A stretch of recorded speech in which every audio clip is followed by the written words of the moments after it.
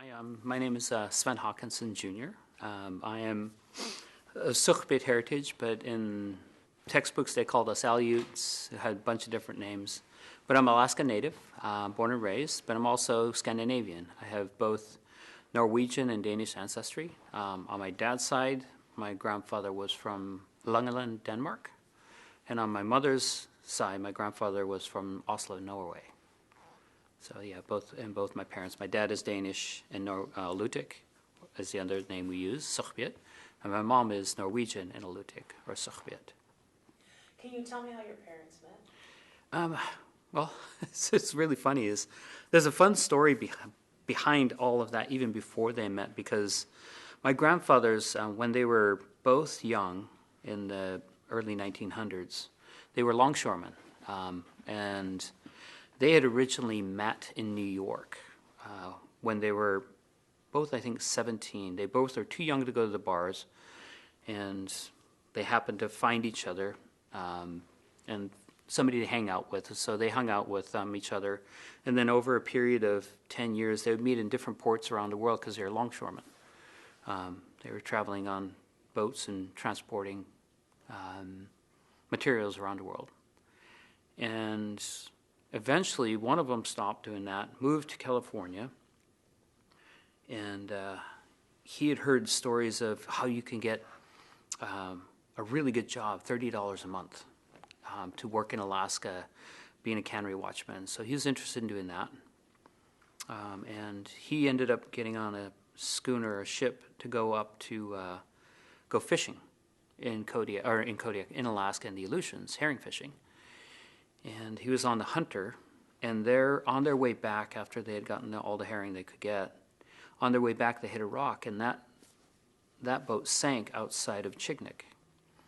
And from there, they were able to get on their smaller boats, and they rowed into Chignik. The boat sank, and they caught the last schooner coming out of Chignik to Kodiak, the last boat going south.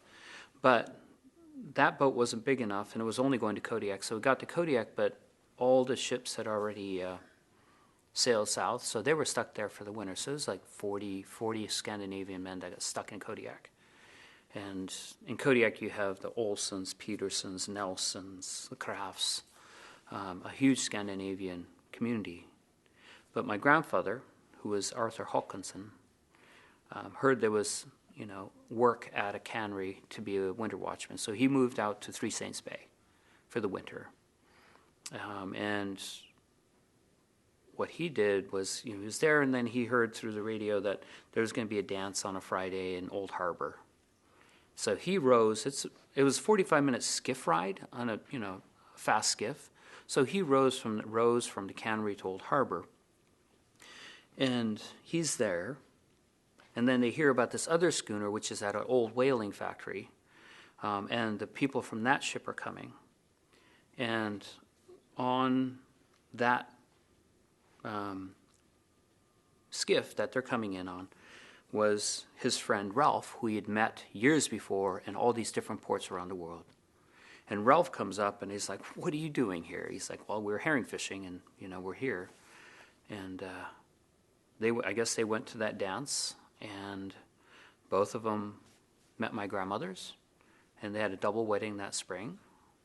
And my dad's dad, that was a Haakanson, he moved to Helsinki, and my mom's mom, Rolf Christensen, stayed in Old Harbor. And then they started having their kids, and then my parents met when my dad was a young man working on the mail ship, that went around Kodiak Island every month, and he met my mom that way, and then so our families came together in that. Yeah, it's kind of a fun story, and here I am. It is. It's a very neat story. Tell me a little bit about your upbringing and your relationship with the cultures that were in your family. Yeah. We're always Scandinavian. I mean, Sven Haakanson, he can't get away from that. But, we're Alaska native. We're Sugpiaq, where we grew up in the village of Old Harbor. I mean, our heritages are really mixed because on one side we're Scandinavian, Another side, we're Alaskan Native, but then we're also Russian Orthodox.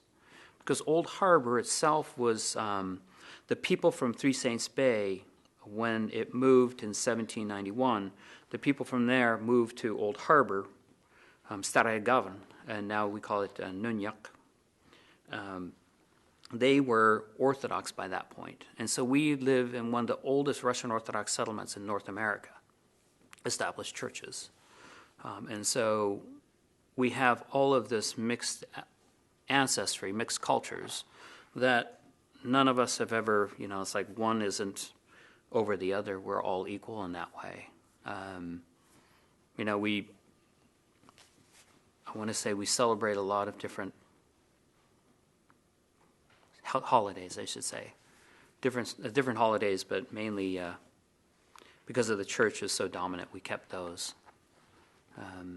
But yeah, no, I have always known that we were Scandinavian from as a kid on. Yeah. And what are some of, you kind of touched a little bit on, you were talking about holidays, things like that, but what are some of the traditions of the Nordic culture that your family maintained? Boy.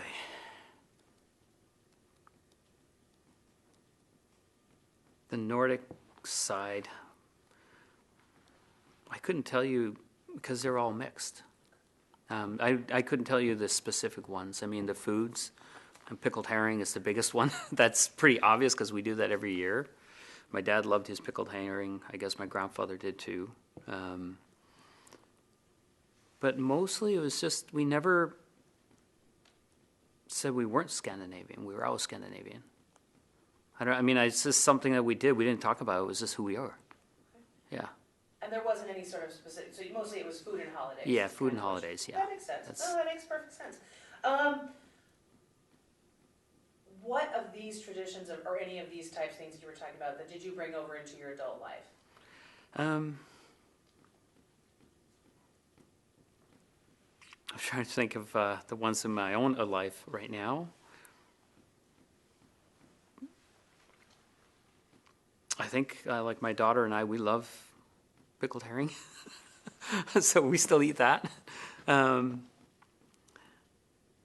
don't know. I mean, I don't think about it. It's just something we do. I'll have to. You've got me now thinking about, okay, what is Scandinavian versus what is Alutiiq versus what is Russian. Because for most of us, it's like, oh, that's a Russian Orthodox holiday, and that's like, you go to Russia, it's like, well, that's not really Russian. It's like, where does it come from? Yeah. No, that's totally fair. What are some of the values that the elder people in your family, your parents, your grandparents, what are some of the values that they emphasized? For me growing up, my dad always stressed just respecting and honoring everybody. Didn't matter what culture you're from. Celebrating who you were culturally, both Indigenous and Scandinavian, and even Russian. So, the value of just respecting not just yourself, but everybody else around you, and never being ashamed of it. Yeah, that's something that I've always just sort of carried with me, and that comes from them. For the longest time, I want to say we were made to feel ashamed of who we were as Indigenous peoples. So we used the Scandinavian as a shield against that kind of shaming.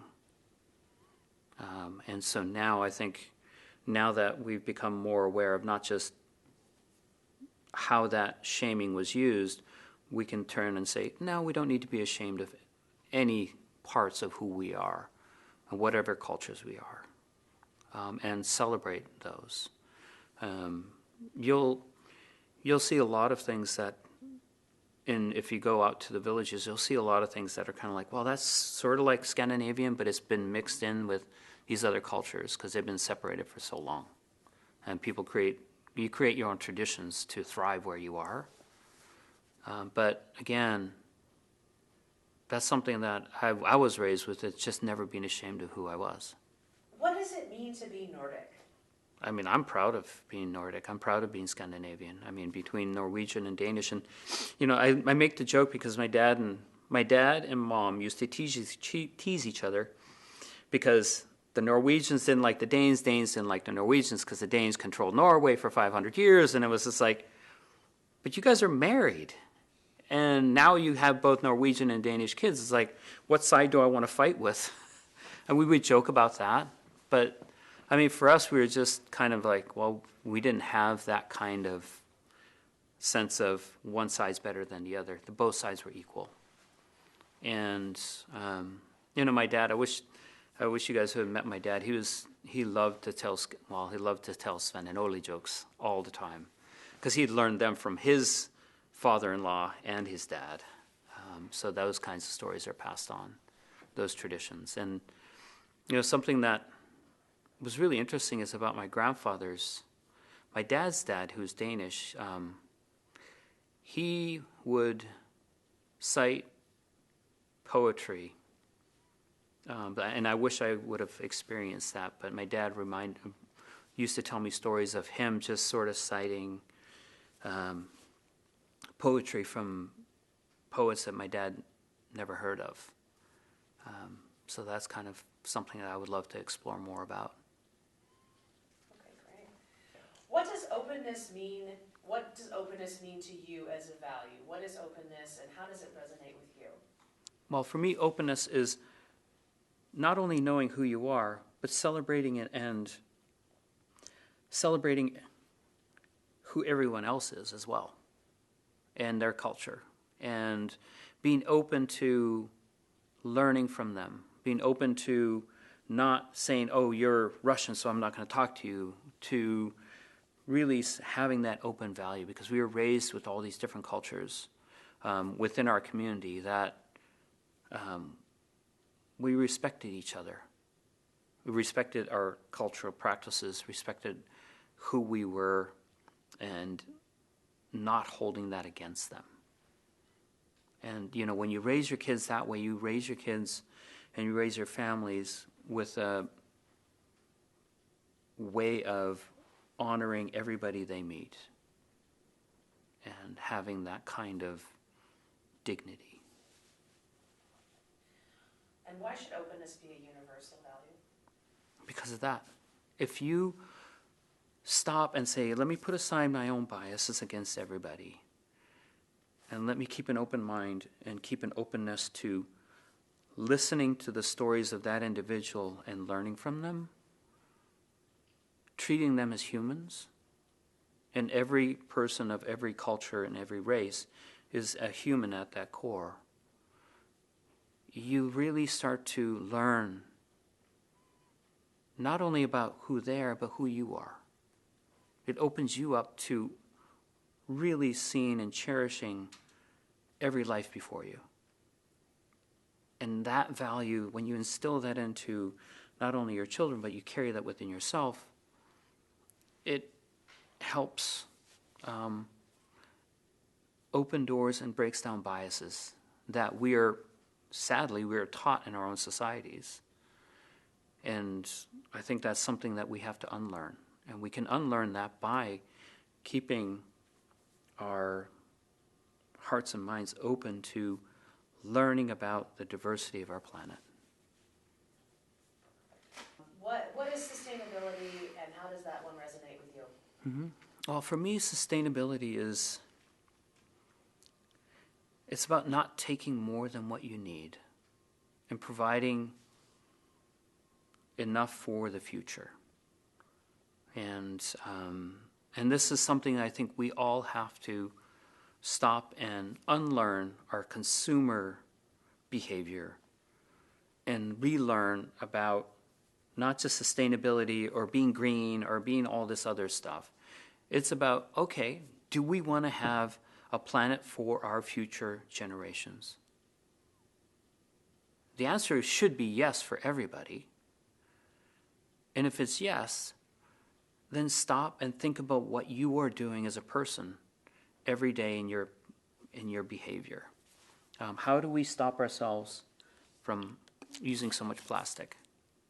How do we change our behavior? How do we stop and say, all right, I'm going to consciously not support that industry because I understand the implications of what it's doing, the plastics in the ocean, for example. And for me, that then says, okay, you are consciously making that decision to think about how do you create a sustainable planet? Because we have one planet, that's all we have. And we can't think of ourselves and our own cultures this way anymore. We all have to think globally. We really do. If we want to keep what we have right before us, then we also have to hold ourselves accountable for what we do in our daily lives. I bike to work every day. I use a water bottle. I use, a thermal cup for my coffee.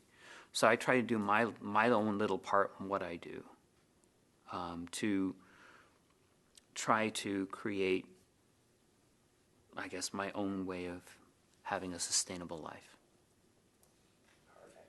Great answer. Social justice. Social justice, yeah, that's a big one. Boy, where do you start? I mean, for me, social justice starts with how do I hold myself accountable? How do I treat others? I mean, yes, the Bible teaches you to treat everybody with respect, but how do we teach that? And then how do we stop and say, all right, how are we holding each other accountable? But how do we make sure that we are... I'm trying to think about how to even answer that one, but how do we hold ourselves accountable for our own actions to each other? And you start with that, and I think about some of the issues of the Me Too, Black Lives Matter. All of these things are part of our own conscious awareness of who we are, not only locally and culturally, but globally. Why is it, I mean, when you ask yourself, why is it when people start talking about Black Lives Matter, they're like, well, all lives matter. Yes, they do, but why are we talking about Black Lives Matter, and why is it an issue where one race in our society has been so suppressed and so discriminated against that our discrimination is unspoken when we are actually interacting with people of color? It's really subtle, and it's always fascinating for me how subtle and pervasive it is in our society. So for social justice, really thinking about, wait, why am I doing that? What have I been inculcated into? What have I been taught without thinking about? And how do I change that behavior? How do I change that attitude that is unspoken? And for me, Black Lives Matter really pushed that and is pushing that issue of why do we do what we do, and how is it impacting others? It's benefiting me, but it's not benefiting them. If it is only benefiting one group, then there is an issue. But that means we have to be cognizant of what we're doing and why we do it, and being really self-reflective. And if you step back and start thinking about, wait a minute, why was that? Why am I doing that? You start asking more questions about these behaviors, and in order to understand them, you have to take them apart. And we haven't had to do that. There's a privilege that non-natives have that is unspoken, that we don't have, I don't have as a brown person of color. I might be Scandinavian, and one example of that is when somebody doesn't know me. They don't know what I look like, but they hear Sven Haakanson. They're not expecting brown, black-haired, short native man. They're expecting a tall, blue-eyed, blonde Scandinavian. And I've run into that here on several occasions. And for me, I mean, I sort of cringe in my stomach, but I also try to take that as a teaching moment for that person, of not just being open, but thinking about their assumptions, our biases, our unspoken biases. And for me, if we're able to start and really think about how do we want social justice, what is it to you? You have to understand the privileges that you've been given, but also understand that those privileges are for one specific group. And that you have to be self-reflective on. And a lot of times it's uncomfortable when you start thinking back on it. It's like, oh my God, I did that, I did that, I did that. It's like, okay, how do I change my behavior moving forward? In our society, I think with Black Lives Matter, the Me Too has really pushed that into our consciousness. Instead of something that's unspoken, it's now being spoken, and it's uncomfortable.